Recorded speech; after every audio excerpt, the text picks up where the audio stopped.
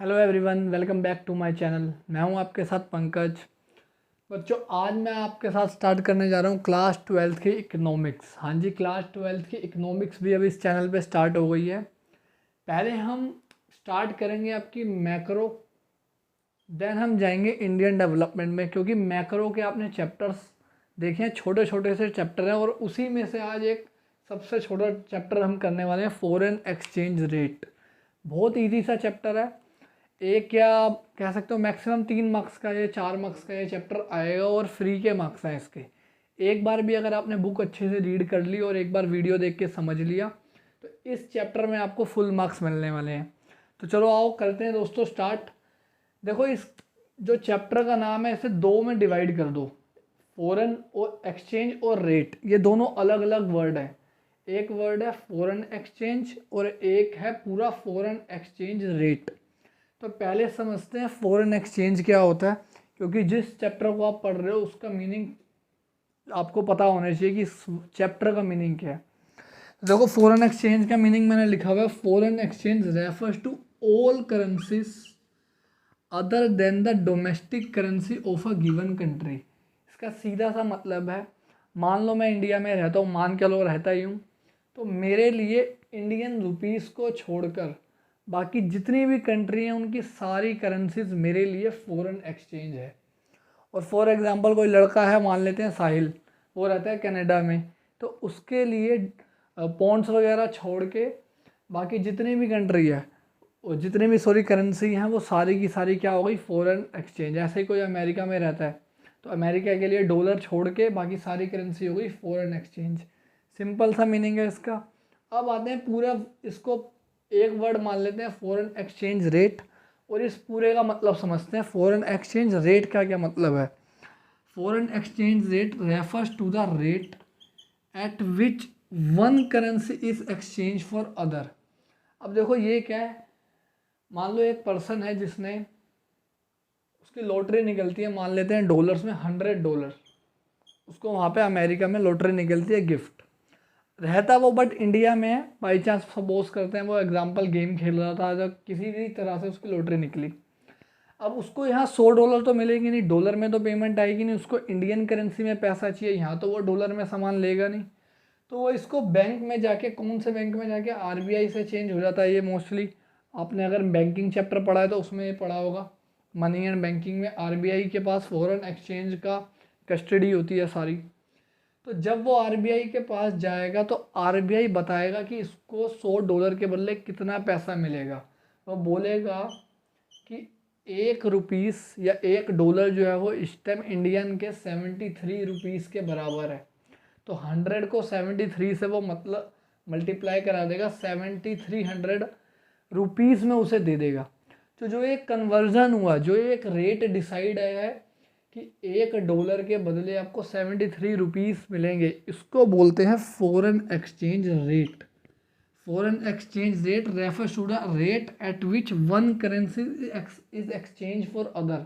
जब एक करेंसी किसी कंट्री की दूसरी करेंसी से, दूसरी कंट्री की करेंसी से एक्सचेंज की जाती है, तो जिस रेट पे वो हो सकता है 1-2 टाइम्स हो, 3 टाइम्स हो। यहाँ पे देखो कितना ज़्यादा डिफरेंस है अमेरिकन डॉलर और इंडियन रुपीज़ में।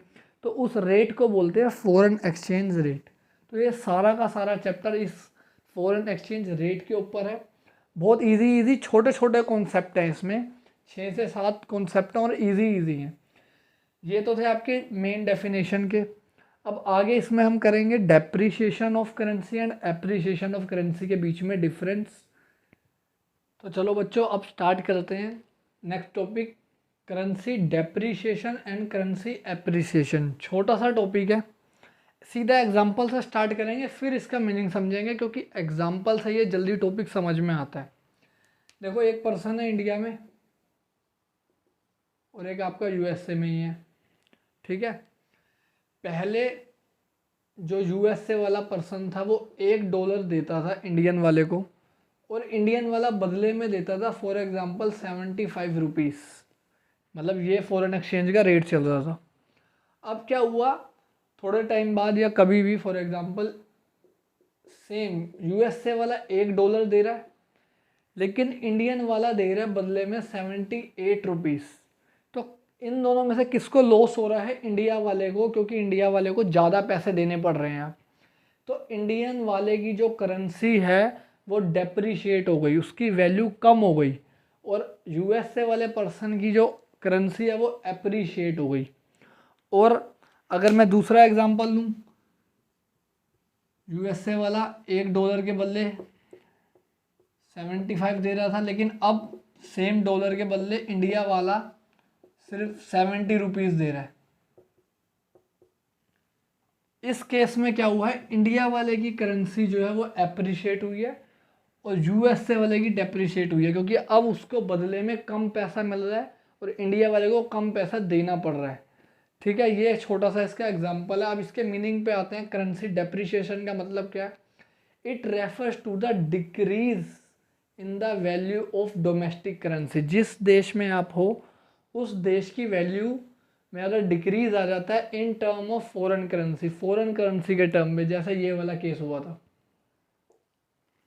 ठीक है, और एप्रिसिएशन का मतलब it refers to the increase in the value of domestic currency in term of foreign exchange. अब यहाँ पे जो हुआ था वो हुआ था हमारी वैल्यू इंडिया के लिए एप्रिसिएशन हो गया था, अब हमें उसे कम पैसे देने पड़ रहे हैं, अब हमें प्रॉफिट हो रहा है एक तरह से। अब इस दोनों का बहुत बड़ा इम्पैक्ट आता है एक्सपोर्ट और इम्पोर्ट पे। फॉरेन एक्सचेंज के जैसे आप देखते होंगे बहुत सारे लोग स्पेशली बाहर जाते हैं मोबाइल्स खरीदने के लिए, आईफोन वगैरह, वो इसी रीज़न की वजह से जाते हैं कि वहाँ का $1 यहाँ के पैसे के बराबर में बहुत ज़्यादा है, तो वहाँ पे बहुत सस्ते में मिल जाता है उनको, मतलब 20-30 हज़ार रुपये का डिफरेंस आ जाता है। तो यही टॉपिक हमने यहाँ पे करना है।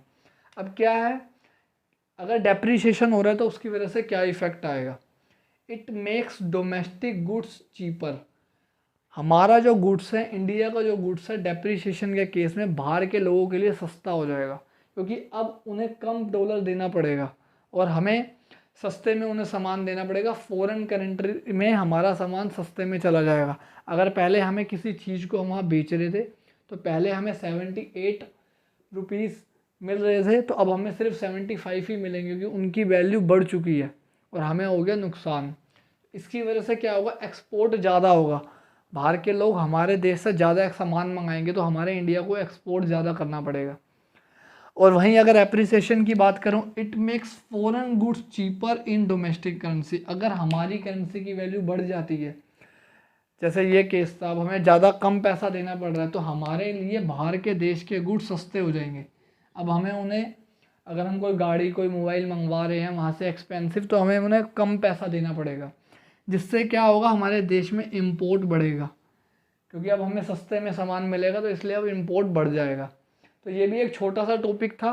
अब इससे क्या है, ऐसा एग्जांपल बन के आ सकता है, ऐसा कोई केस दे देंगे और पूछ लेंगे कि बताओ ये करेंसी डेप्रिसिएशन हो रहा है या एप्रिसिएशन हो रहा है। और ऐसा ही टॉपिक सेम मिलता जुलता टॉपिक अभी आगे भी आएगा, डिवैल्यूएशन वाला और इंक्रीज़ वाला, तो उसमें भी कंफ्यूज नहीं होना आपने, उसका भी ऐसा ही एग्जाम्पल लेके करेंगे। बच्चों आज इस चैप्टर में हम इतना ही कर रहे हैं, अभी बेसिक हमने 2 ही टॉपिक कर रहे हैं। आगे जो वीडियो आएगी इस चैप्टर की वो लंबी बनाएंगे 15 से 20 मिनट की, जिसमें मोस्टली इस चैप्टर को ख़त्म कर देंगे। अब इस चैप्टर में बचा क्या क्या है, जो मेन टॉपिक्स हैं वो हैं types of foreign exchange. 3 type होते हैं फॉरेन एक्सचेंज के। एक तरह से फॉरेन एक्सचेंज के कह सकते हैं 3 तरह के सिस्टम होते हैं। एक तो ये बचा है, उनके मेरिट डिमेरिट बचे हैं, और मैंने बताया आपको ऐसा ही एक और टॉपिक है डिवैल्यूएशन वाला, वो बचा है। और इसमें से एक टॉपिक कट भी चुका है, डिटर्मिनेशन ऑफ फॉरेन एक्सचेंज, कि फॉरेन एक्सचेंज रेट कैसे डिटरमाइन किया जाता है, कि क्या रेट की वैल्यू होगी, वो टॉपिक इसमें से कट चुका है। फिर एक टाइप्स ऑफ मार्केट है, फॉरेन एक्सचेंज की मार्केट होती है, उस मार्केट के बारे में पढ़ेंगे। फिर ये चैप्टर आपका फिनिश हो जाएगा। मैक्सिमम 2 वीडियोस और ये चैप्टर आपका फिनिश हो जाएगा। ऐसे ही पहले मैक्रो फिनिश करेंगे, इसके बाद भी हम छोटा सा ही चैप्टर करेंगे मनी। बहुत छोटा टॉपिक है, हो सकता है एक ही वीडियो में ख़त्म हो जाए। और इसके बाद भी बैंकिंग, ये भी बहुत छोटा सा टॉपिक है और इजी है। तो पहले इजी से स्टार्ट करेंगे, फिर लास्ट बीओपी और गवर्नमेंट बजट, सबसे हार्ड चैप्टर और सबसे बड़ा चैप्टर, उसकी तरफ करेंगे। तो ऐसे ही वीडियो को शेयर करते रहो आप लोग। Thank you everyone.